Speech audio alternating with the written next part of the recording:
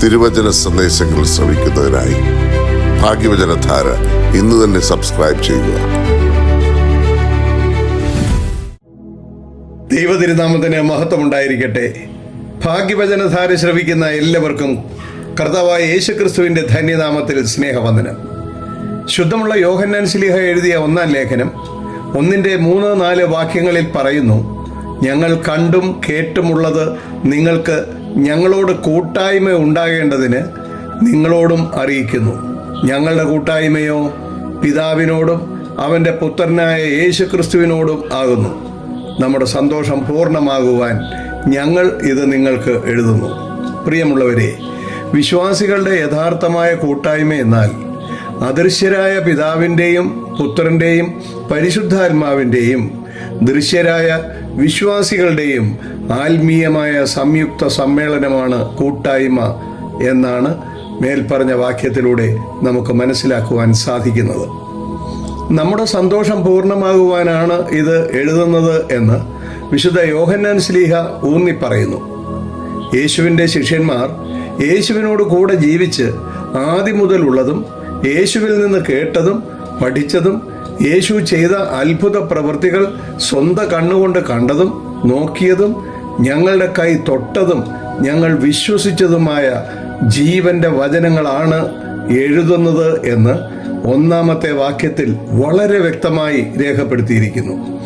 ദൈവവുമായുള്ള കൂട്ടായ്മയിൽ ജീവിച്ച അനേകരെ കുറിച്ച് പഴയ നിയമഭാഗത്ത് രേഖപ്പെടുത്തിയിരിക്കുന്നു. ഒന്ന്, ഉൽപ്പത്തി പുസ്തകം 5-22 മുതൽ 24 വരെ ഹാനോക്ക് എന്നൊരു പിതാവിനെ പറ്റി എഴുതിയിരിക്കുന്നു. 365 വർഷം ആയുസ്സുണ്ടായിരുന്ന ഹാനോക്ക് തൻ്റെ ആയുസ്സിൻ്റെ 300 വർഷവും ദൈവത്തോട് കൂടെയുള്ള കൂട്ടായ്മയിൽ ദൈവത്തിൻ്റെ പ്രിയപ്പെട്ടവനായി ജീവിതകാര്യങ്ങളിലെല്ലാം വ്യാപൃതനായി ജീവിച്ചു. ജീവിതാന്ത്യം ദൈവം അവനെ എടുത്തു എന്നാണ് ബൈബിളിലൂടെ നമുക്ക് മനസ്സിലാക്കുവാൻ കഴിയുന്നത്.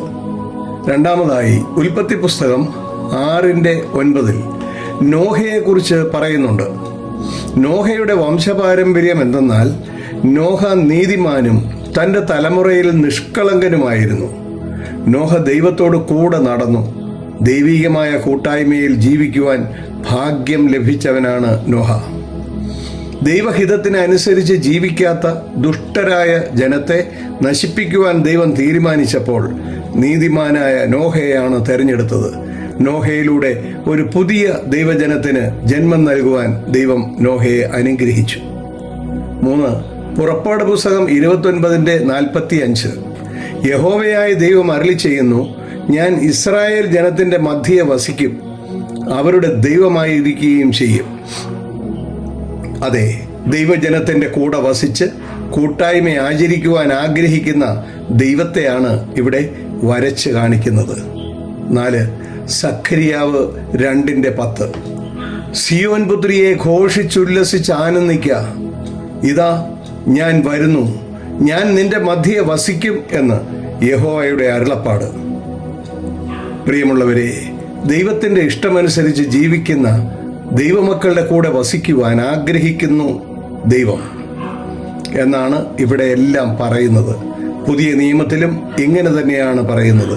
വിശുദ്ധ യോഹന്നാന്റെ സുവിശേഷം 14-23 യേശു പറയുന്നത്, എന്നെ സ്നേഹിക്കുന്നവൻ എൻ്റെ വചനം പ്രമാണിക്കും, എൻ്റെ പിതാവ് അവനെ സ്നേഹിക്കും, ഞങ്ങൾ അവൻ്റെ അടുക്കൽ വന്ന് അവനോടുകൂടെ വാസം ചെയ്യും.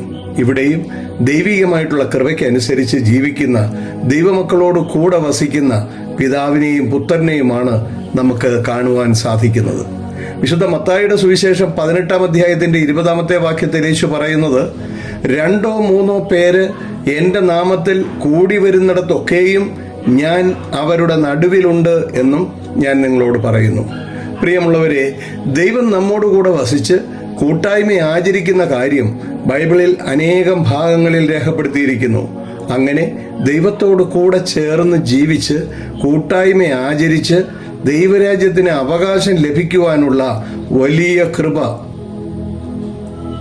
ദൈവം നമുക്ക് നൽകട്ടെ എന്ന് പ്രാർത്ഥിക്കാം.